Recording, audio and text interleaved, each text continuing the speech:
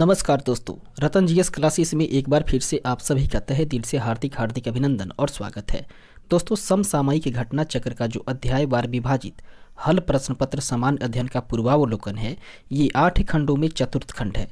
और ये चतुर्थ खंड जो है दोस्तों, ये भारतीय राज्य व्यवस्था एवं शासन से है, जिसमें कि 1990 से लेकर के फरवरी 2022 के प्रश्न पत्र को शामिल किया गया है। और इसके साथ साथ में यूपीपीसीएस की मुख्य परीक्षा का सामान्य अध्ययन का प्रश्न पत्र को भी सम्मिलित किया गया है।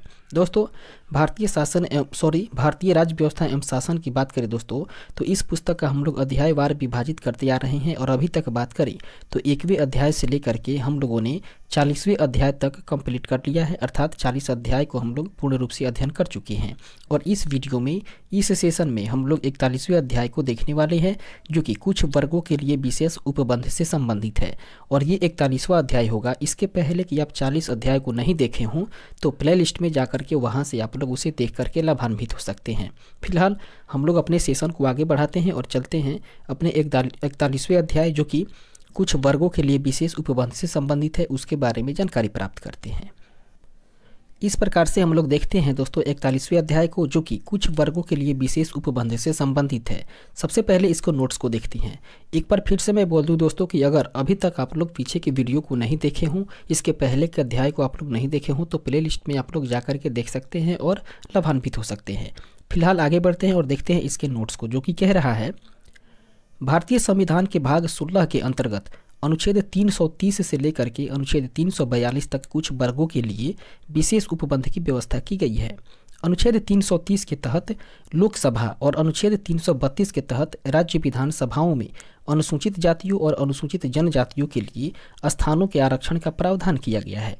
वहीं बात करें अनुच्छेद 331 के बारे में, तो दोस्तों भारतीय संविधान का अनुच्छेद 331 के तहत लोकसभा में आंग्ल भारतीय समुदाय के प्रतिनिधित्व के लिए प्रावधान किया गया था, जिसके अनुसार अनुच्छेद 81 में किसी बात के होते हुए भी यदि राष्ट्रपति यह राय देती है कि लोकसभा में आंग्ल भारतीय समुदाय का प्रतिनिधित्व पर्याप्त नहीं है, तो वह लोकसभा में उस समुदाय के 2 से अनधिक सदस्य नाम निर्देशित कर सकता था। अनुच्छेद 333 के बारे में बात करें तो भारतीय संविधान का अनुच्छेद 333 के तहत राज्यों की विधानसभाओं में आंग्ल भारतीय समुदाय के प्रतिनिधित्व का प्रावधान निहित था। अनुच्छेद 334 के तहत अनुसूचित जातियों, अनुसूचित जनजातियों और आंग्ल भारतीय समुदाय के संदर्भ में उपर्युक्त विशेष उपबंध मूलतः 10 वर्षों के लिए ही थे, जिनकी अवधि को क्रमिक रूप से संविधान संशोधन के द्वारा आगे बढ़ाया जाता रहा था। दोस्तों, 95वें संविधान संशोधन अधिनियम 2010 के द्वारा यह अवधि जो है वो संविधान के प्रारंभ से 70 वर्ष तक की गई थी। इसके बाद में जब 104वां संविधान संशोधन हुआ था, तो 104वें संविधान संशोधन अधिनियम 2019 के प्रावधानों के अधीन अनुसूचित जाति और अनुसूचित जनजाति के लिए सीटों के आरक्षण को पुनः अगले 10 वर्षों के लिए बढ़ाने का प्रावधान किया गया था। और ये दोस्तों जो सीटों का आरक्षण है वो लोकसभा तथा राज्यों के विधानसभाओं में ये बढ़ाया गया। उसके बाद में ये संविधान के प्रारंभ से 80 वर्ष तक रहा था। जबकि बात करें आंग्ल भारतीय के बारे में, तो आंग्ल भारतीय समुदाय के नामांकन के प्रावधान को पूर्व निर्धारित तिथि, जो कि संविधान के प्रारंभ से 70 वर्ष तक अर्थात 25 जनवरी 2020 ईस्वी तक था, उससे आगे न बढ़ाते हुए निष्प्रभावी कर दिया गया है।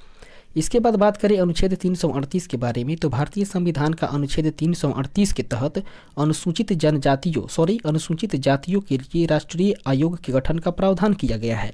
और अनुच्छेद 338 क की बात करें तो अनुच्छेद 338 क के तहत अनुसूचित जनजातियों के लिए राष्ट्रीय आयोग, जो कि 89वें संविधान संशोधन अधिनियम 2003 ईस्वी के द्वारा शामिल किया गया था, उसके गठन का प्रावधान है।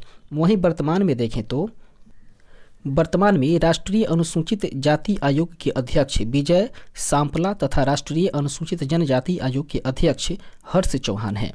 दोस्तों, अनुच्छेद 340 के अनुसार बात करें तो राष्ट्रपति जो है वो पिछड़े वर्गों की दशाओं के अन्वेषण के लिए आयोग की नियुक्ति कर सकेगा। और राष्ट्रीय पिछड़ा वर्ग आयोग का गठन सर्वप्रथम 1993 ईस्वी के संसदीय अधिनियम के तहत ही किया गया था तथा वर्ष 2018 ईस्वी में इसे संवैधानिक दर्जा प्रदान किया गया। इसके बाद बात करें 102वें संविधान संशोधन के बारे में, तो 102वें संविधान संशोधन अधिनियम 2018 के द्वारा अनुच्छेद 338 ख को जोड़कर उसके तहत सामाजिक और शैक्षणिक दृष्टि से पिछड़े वर्गों के लिए राष्ट्रीय पिछड़ा वर्ग आयोग के गठन हेतु प्रावधान किए गए हैं और वर्तमान में राष्ट्रीय पिछड़ा वर्ग आयोग के अध्यक्ष जो हैं वो डॉक्टर भगवान लाल सहनी हैं। दोस्तों, अनुच्छेद 341 के तहत देखें तो राष्ट्रपति किसी राज्य के संबंध में संबंधित राज्यपाल से परामर्श के बाद उस राज्य की किसी जाति को अनुसूचित जाति के रूप में विनिर्दिष्ट कर सकेगा। इसके बाद देखते हैं दोस्तों अनुच्छेद 342 के बारे में। तो अनुच्छेद 342(1) के तहत राष्ट्रपति को संबंधित राज्य के राज्यपालों से परामर्श के बाद किसी जाति को अनुसूचित जनजाति के रूप में विनिर्दिष्ट करने का भी अधिकार है। इस तरीके से अब हम लोग देखते हैं इसे संबंधित प्रश्न कोश को। तो पहला प्रश्न जो है वो कह रहा है दोस्तों, भारतीय संविधान का भाग 16 जो कि अनुच्छेद 330 से लेकर के अनुच्छेद 342 तक है वो किससे संबंधित है। दोस्तों, भारतीय संविधान का भाग जो 16 है वो लोकसभा में अनुसूचित जाति, जनजाति के आरक्षण तथा आंग्ल भारतीय समुदाय के प्रतिनिधित्व से संबंधित है। ऑप्शन नंबर डी इसका राइट आंसर होगा। इसके डिस्क्रिप्शन को देखें जो कि कह रहा है भारतीय संविधान के भाग 16 जो कि अनुच्छेद 330 से लेकर के अनुच्छेद 342 तक है, उसके तहत कतिपय विशेष वर्गों के लिए उपबंधों की व्यवस्था की गई है। अनुच्छेद 330 की बात करें तो अनुच्छेद 330 में लोकसभा में अनुसूचित जातियों और अनुसूचित जनजातियों के लिए स्थानों का आरक्षण का प्रावधान है, जबकि अनुच्छेद 331 की बात करें तो अनुच्छेद 131 के तहत लोकसभा में आंग्ल भारतीय समुदाय का प्रतिनिधित्व उल्लेखनीय है। इसके बाद में 104वें संविधान संशोधन अधिनियम 2019 के द्वारा लोकसभा में राष्ट्रपति द्वारा आंग्ल भारतीय समुदाय के 2 सदस्यों को नाम निर्देशित करने का प्रावधान को अब निष्प्रभावी कर दिया गया है। इस प्रकार से आगे बढ़ते हैं और फिर देखते हैं हम लोग दूसरे नंबर प्रश्न को जो कि कह रहा है भारत के संविधान में लोकसभा के अनुसूचित जनजाति के लिए व्यवस्था की गई है। दोस्तों, भारत के संविधान में अनुच्छेद 330 में ही लोकसभा में अनुसूचित जनजाति के लिए व्यवस्था की गई है। ऑप्शन नंबर ए इसका राइट आंसर होगा। आगे बढ़ते हैं और देखते हैं इसके सॉल्यूशंस को जो कि कह रहा है भारतीय संविधान में लोकसभा में अनुसूचित जातियों और अनुसूचित जनजातियों के लिए आरक्षण की व्यवस्था अनुच्छेद 330 में की गई है, जबकि ऐसा ही राज्यों की विधानसभाओं के संदर्भ में अनुच्छेद 332 के द्वारा किया गया है। अगला प्रश्न देखते हैं तीसरा नंबर जो कि कह रहा है किसी जाति तथा जनजाति को अनुसूचित जाति या अनुसूचित जनजाति घोषित करने हेतु शक्ति संपन्न संवैधानिक प्राधिकारी कौन है। वह है दोस्तों भारत का राष्ट्रपति। ऑप्शन नंबर ए इसका राइट आंसर होगा, भारत का राष्ट्रपति।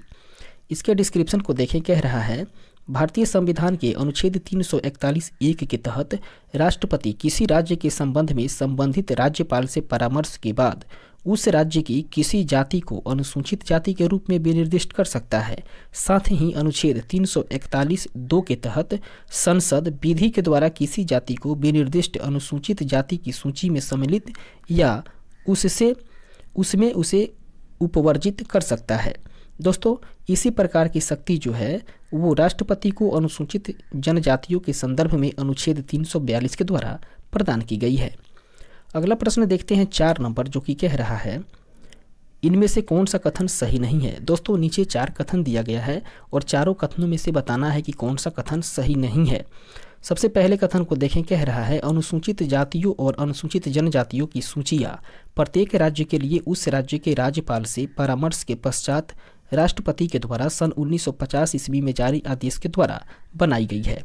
यह कथन जो है वो बिल्कुल सही है। इसके बाद में दूसरा कथन कह रहा है इस सूची में संशोधन केवल संसद अधिनियम बनाकर ही कर सकती है। यह भी कथन बिल्कुल सही है। तीसरे कथन को देखें तो तीसरा कथन कह रहा है अनुसूचित जातियों और अनुसूचित जनजातियों की सूचियाँ संबंधित राज्य सरकारों द्वारा बनाई और संशोधित की जाती है। ये कथन सही नहीं है, ये गलत है। चौथे कथन को देखें तो कह रहा है कोई जनजाति राज्य के केवल एक भाग के लिए अनुसूचित जनजाति घोषित की जा सकती है। यह कथन बिल्कुल सही है। इस तरीके से 4 कथन में से हम लोग देखें कि केवल कथन सी सही हो रहा है, तो इसका राइट आंसर होगा option number C. Option number C इसका सही आंसर हो जाएगा। अर्थात केवल कथन सी गलत हो रहा था और हम लोग को कथन गलत को ही चूज करना था, तो ऑप्शन नंबर सी इसका राइट आंसर होगा। बाकी के तीनों कथन सही है। इसके डिस्क्रिप्शन को देखें तो कह रहा है संविधान के अनुच्छेद 341 और 342(1) के प्रावधानों के तहत अनुसूचित जातियों और अनुसूचित जनजातियों की सूचियां प्रत्येक राज्य के लिए उस राज्य के राज्यपाल से परामर्श के पश्चात राष्ट्रपति के द्वारा वर्ष 1950 ईस्वी में जारी आदेश के तहत बनाई गई है। और साथ ही अनुच्छेद 341(2) और अनुच्छेद 342(2) के उपबंधों के तहत संसद ही इन सूचियों में कोई संशोधन विधि बनाकर कर सकती है। कोई जाति या जनजाति पूरे राज्य अथवा उसके किसी भाग के लिए अनुसूचित जाति या जनजाति घोषित की जा सकती है। इस तरीके से आगे बढ़ते हैं और फिर देखते हैं अगले प्रश्न को। 5वां प्रश्न कह रहा है अनुसूचित जनजाति का दर्जा। दोस्तों, अनुसूचित जनजाति का दर्जा जो है वो धर्मनिष्ठ से तटस्थ है। ऑप्शन नंबर बी इसका राइट आंसर हो जाएगा। इसके डिस्क्रिप्शन को देखिए, कह रहा है संविधान अनुसूचित जनजाति आदेश 1950 के तहत अनुसूचित जनजाति का दर्जा धर्मनिष्ठता के तटस्थ है तथा इसमें किसी भी धर्म को मानने वाली जनजाति को शामिल किया जा सकता है। जबकि संविधान अनुसूचित जाति आदेश 1950 के पैरा 3 के अनुसार अनुसूचित जातियों में केवल हिंदू, जिसमें कि बौद्ध एवं सिख भी शामिल हैं, वे हिंदू धर्म के व्यक्ति ही आ सकते हैं और अन्य नहीं आ सकते हैं। इसके बाद में 1956 के बारे में बात करें तो 1956 ईस्वी में इस आदेश में संशोधन करके सिखों और 1990 ईस्वी में बौद्धों को सम्मिलित किया गया था। दोस्तों, रंगनाथ मिश्र की अध्यक्षता वाले राष्ट्रीय धार्मिक और भाषाई अल्पसंख्यक आयोग ने इस पैरा को निरस्त किए जाने की संस्तुति की है। अगला प्रश्न देखते हैं, 6 नंबर कह रहा है 14 अगस्त वर्ष 2007 ईस्वी को संसद द्वारा भारतीय संविधान में संशोधन के उपरांत अब अनुसूचित जाति की सूची में जातियों की संख्या कितनी है। दोस्तों, वर्ष 2007 अर्थात 14 अगस्त वर्ष 2007 को संसद के द्वारा भारतीय संविधान में संशोधन के उपरांत अब अनुसूचित जाति की संख्या की बात करें तो अनुसूचित जाति के सूची में जातियों की कुल संख्या जो है वो हो गई है 1206। ऑप्शन नंबर बी इसका राइट आंसर हो जाएगा 1206। इसके डिस्क्रिप्शन को देखें, कह रहा है 14 अगस्त वर्ष 2007 ईस्वी को संसद के द्वारा संविधान अनुसूचित जाति आदेश 1950 में किए गए संशोधन के बाद अनुसूचित जाति की सूची में अनुसूचित जातियों की संख्या जो है वो 1206 हो गई थी। वर्तमान में 2017 ईस्वी के संसदीय अधिनियम के तहत यथा संशोधित करके इस आदेश के तहत अनुसूचित जाति की सूची में शामिल कुल जातियों की संख्या जो है वो अब 1261 हो चुकी है। इसके बाद में बात करें तो जनगणना 2011 के अनुसार भारत में अनुसूचित जातियों के व्यक्तियों की संख्या कुल जनसंख्या का लगभग 16.6% है। 7 नंबर प्रश्न को देखें जो कि कह रहा है निम्न में से किस प्रदेश में सर्वाधिक अनुसूचित जनजाति है। दोस्तों, वो प्रदेश है मध्य प्रदेश, अर्थात मध्य प्रदेश में जो है वो सबसे अधिक अनुसूचित जनजाति है। ऑप्शन नंबर सी बी इसका राइट आंसर होगा मध्य प्रदेश। इसके डिस्क्रिप्शन को देखें, कह रहा है सर्वाधिक अनुसूचित जनजातियों की संख्या वाला राज्य जो है वो मध्य प्रदेश है। वर्ष 2011 की जनगणना के आंकड़ों के अनुसार देश में सर्वाधिक अनुसूचित जनजाति वाले 4 राज्य की बात करें तो पहले स्थान पर आता है दोस्तों मध्य प्रदेश, दूसरे पे महाराष्ट्र, तीसरे पे ओडिशा और चौथे स्थान पर है राजस्थान। इसके बाद हम लोग आगे बढ़ते हैं और फिर देखते हैं अगले प्रश्न को। 8वां नंबर प्रश्न कह रहा है निम्नलिखित में से किसमें या किनमें किसी भी जाति के लिए आरक्षण नहीं है। वह है दोस्तों राज्यसभा में और इसके बाद में राज्य विधान परिषद में, अर्थात ए और सी ये दोनों आंसर सही हो जाएंगे। आगे बढ़ते हैं, इसके डिस्क्रिप्शन को देखते हैं। कह रहा है अनुसूचित जातियों और अनुसूचित जनजातियों के लिए आरक्षण के प्रावधान लोकसभा एवं राज्यों के विधानसभाओं के लिए किए गए हैं, परंतु राज्यसभा और राज्य विधान परिषदों में किसी भी जाति के लिए संविधान में आरक्षण का प्रावधान नहीं है।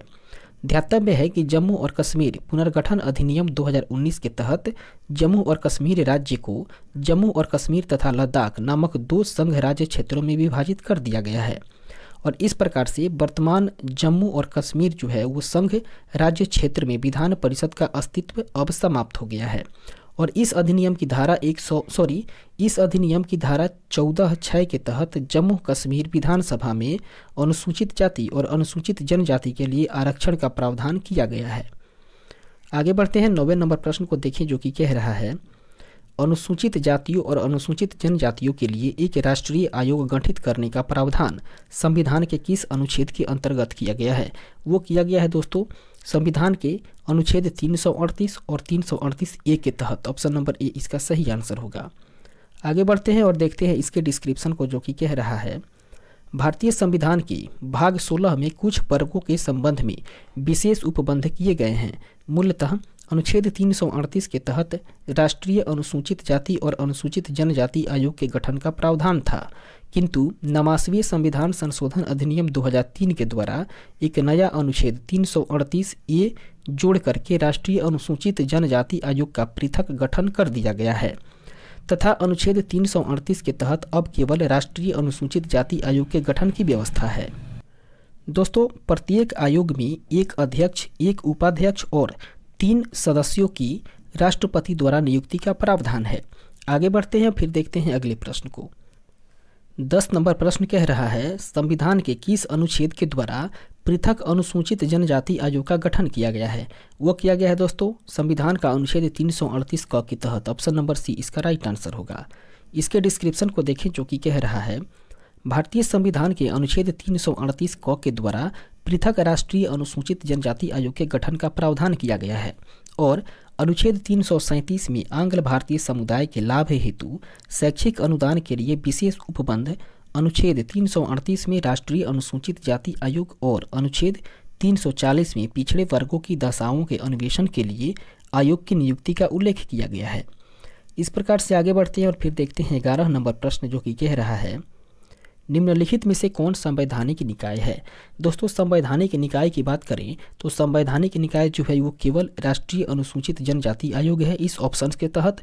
ऑप्शन नंबर केवल जो है दोस्तों इसका सी सही हो जाएगा, अर्थात केवल 2 इसका राइट आंसर होगा। अर्थात 2 का मतलब बात करें दोस्तों तो राष्ट्रीय अनुसूचित जनजाति आयोग जो है वो एक संवैधानिक निकाय है। इस प्रकार से ऑप्शन नंबर सी इसका राइट आंसर होगा, केवल 2। आगे बढ़ते हैं, फिर देखते हैं इसके डिस्क्रिप्शन को, जो कि कह रहा है राष्ट्रीय अनुसूचित जनजाति आयोग अर्थात NCST का गठन संविधान के अनुच्छेद 338A के तहत किया गया है, अतः यह एक संवैधानिक अर्थात कॉन्स्टिट्यूशनल निकाय है। दोस्तों राष्ट्रीय मानवाधिकार आयोग, राष्ट्रीय जांच एजेंसी तथा राष्ट्रीय आपदा प्रबंधन प्राधिकरण संवैधानिक नहीं बल्कि वैधानिक या सांविधिक निकाय है दोस्तों, क्योंकि इनका गठन जो है वो संसदीय विधियों के द्वारा किया गया है। इस प्रकार से आगे बढ़ते हैं और देखते हैं अगले प्रश्न को, 12वें नंबर प्रश्न, जो कि कह रहा है लोकसभा में एंग्लो इंडियन समुदाय के प्रतिनिधित्व के लिए प्रावधान संविधान के किस अनुच्छेद के अंतर्गत किया गया है? दोस्तों उपयुक्त में से जो ये अनुच्छेद दिया गया है इसमें पर्याप्त अनुच्छेद नहीं होने की वजह से आयोग के द्वारा इसे स्टार मार्किंग की गई है।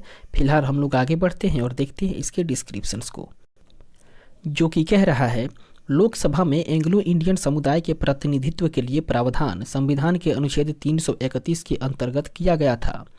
इस अनुच्छेद के अनुसार अनुच्छेद 81 में किसी बात के होते हुए भी यदि राष्ट्रपति की यह राय है कि लोकसभा में एंग्लो इंडियन समुदाय का प्रतिनिधित्व पर्याप्त नहीं है तो वह लोकसभा में उस समुदाय के 2 से अनधिक सदस्य नाम निर्देशित कर सकता है।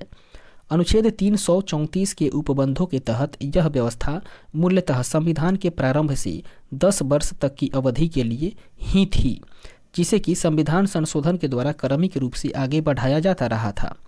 दोस्तों 95वें संविधान संशोधन अधिनियम 2010 के द्वारा यह अवधि संविधान के प्रारंभ से 70 वर्ष कर दी गई थी। वहीं 104वें संविधान संशोधन अधिनियम 104वें संविधान संशोधन अधिनियम 2019 के द्वारा अनुच्छेद 334 में संशोधन करके लोकसभा और राज्यसभा में अनुसूचित जातियों तथा अनुसूचित जनजातियों के लिए सीटों के आरक्षण की व्यवस्था को अगले 10 वर्षों के लिए बढ़ाने का प्रावधान किया गया है। और ये दोस्तों भाई वो संविधान के प्रारंभ से 80 वर्ष तक ही था, परंतु एंग्लो इंडियन के नाम निर्देशन के प्रावधान की अवधि को आगे न बढ़ाते हुए उसे निष्प्रभावी कर दिया गया है। इस प्रकार से आगे बढ़ते हैं और देखते हैं अगले प्रश्न को। 13 नंबर प्रश्न कह रहा है लोकसभा में एंग्लो इंडियन समुदाय के लिए आरक्षण का प्रावधान संविधान के किस अनुच्छेद में किया गया है? दोस्तों इसके लिए हम लोग ऊपर के डिस्क्रिप्शन को देखेंगे क्योंकि इसमें उपयुक्त अनुच्छेद नहीं दिया हुआ है, स्टार मार्किंग की गई है और ऊपर के अनुच्छेद में इसका डिस्क्रिप्शन हम लोग देख चुके हैं। आगे बढ़ते हैं 14वें नंबर प्रश्न को देखें, जो कि कह रहा है निम्नलिखित में से कौन सा अनुच्छेद राज्य विधानसभा में आंग्ल भारतीयों के प्रतिनिधित्व से संबंधित है। वह है दोस्तों अनुच्छेद 333, ऑप्शन नंबर डी इसका राइट आंसर होगा। इसके डिस्क्रिप्शन को देखें, कह रहा है संविधान के अनुच्छेद 333 में प्रावधानित है कि यदि किसी राज्यपाल की यह राय है कि उस राज्य की विधानसभा में आंग्ल भारतीय समुदाय का प्रतिनिधित्व आवश्यक है और उसमें उसका प्रतिनिधित्व पर्याप्त नहीं है, तो वह उस विधानसभा में उस समुदाय का एक सदस्य नाम निर्देशित कर सकेगा। अनुच्छेद 334 के तहत उपर्युक्त प्रावधान की अवधि मूल्यतः 10 वर्षों तक ही थी, जिसमें क्रमिक रूप से संविधान संशोधन के द्वारा आगे बढ़ाया जाता रहा था। 104वें संविधान संशोधन अधिनियम 2019 से जहां अनुसूचित जातियों और अनुसूचित जनजातियों के लिए सीटों के आरक्षण को पुनः अगले 10 वर्षों के लिए बढ़ाने का प्रावधान किया गया, वहीं आंग्ल भारतीय के नाम निर्देशन के प्रावधान को आगे न बढ़ाते हुए निष्प्रभावी कर दिया गया है। 15 नंबर क्वेश्चन कह रहा है सूची 1 को सूची 2 के साथ सुमेलित करें और नीचे दिए गए कूट से सही उत्तर का चयन करें। दोस्तों हम लोग सूची 1 और सूची 2 को देखें तो सूची 1 में एक तरफ है मानवाधिकार प्रालेख और दूसरी तरफ है सूची 2 में उसका वर्ष। सबसे पहले हम लोग बात करते हैं राष्ट्रीय पिछड़ा वर्ग आयोग अधिनियम के बारे में। तो दोस्तों राष्ट्रीय पिछड़ा वर्ग आयोग अधिनियम जो है वो वर्ष 1993 ईस्वी में, अर्थात इसका जो मिलान हो जाएगा वो हो जाएगा ऑप्शन 4 से, ए का मिलान हो जाएगा 4 से। उसके बाद में देखें बाल मजदूर निषेध एवं नियामक अधिनियम। तो दोस्तों बाल मजदूर निषेध एवं नियामक अधिनियम जो है वो वर्ष 1986 से है, अर्थात बी का मिलान हो जाएगा दोस्तों 1986 3 से हो जाएगा।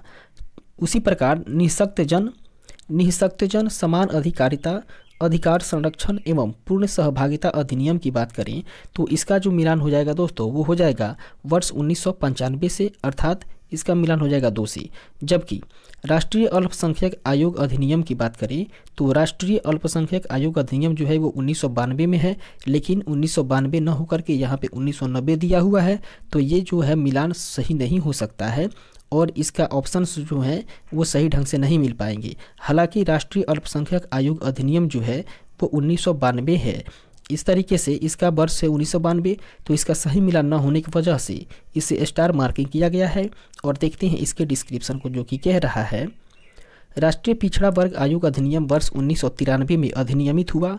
बाल मजदूर निषेध एवं नियामक अधिनियम वर्ष 1986 ईस्वी में बना, जबकि निःशक्तजन समान अधिकारिता अधिकार संरक्षण एवं पूर्ण सहभागिता अधिनियम जो है वो वर्ष 1995 में आया।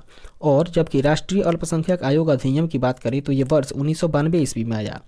फिर दिए गए विकल्पों में से कोई भी विकल्प सही नहीं है, लेकिन उत्तर बी निकटतम है, इसको सही माना जा सकता है। इस तरीके से आगे बढ़ते हैं और फिर देखते हैं अगले प्रश्न को, 16 नंबर प्रश्न और आज के सेशन का आखिरी प्रश्न, जो कि कह रहा है एक छोटा सा टॉपिक था जिसमें महज 16 प्रश्न ही पूछे गए थे और 16 प्रश्नों के साथ ही हम लोग आज के सेशन को यहीं पे स्थगित करेंगे, जो कि कह रहा है पिछड़ी जाति आयोग के प्रथम सभापति कौन थे। दोस्तों पिछड़ी जाति आयोग के प्रथम सभापति की बात करें तो वे थे दोस्तों काका साहेब कालेलकर, ऑप्शन नंबर बी इसका राइट आंसर होगा। इसके डिस्क्रिप्शन को देखें तो कह रहा है भारत के संविधान के अनुच्छेद 340 के तहत भारत के राष्ट्रपति के आदेश के द्वारा प्रथम पिछड़ी जाति आयोग का गठन जनवरी 1953 ईस्वी में हुआ था और इस आयोग के अध्यक्ष जो हैं वो काका साहेब कालेलकर जी थे। इस तरीके से इस प्रश्न के साथ ही हम लोग आज के सेशन को यहीं पे पूर्ण विराम लगाएंगे, यहीं पे स्थगित करेंगे और फिर मिलेंगे हम लोग अगले सेशन में एक अगले टॉपिक के साथ, एक नए टॉपिक के साथ, नए वीडियो में। तब तक के लिए धन्यवाद।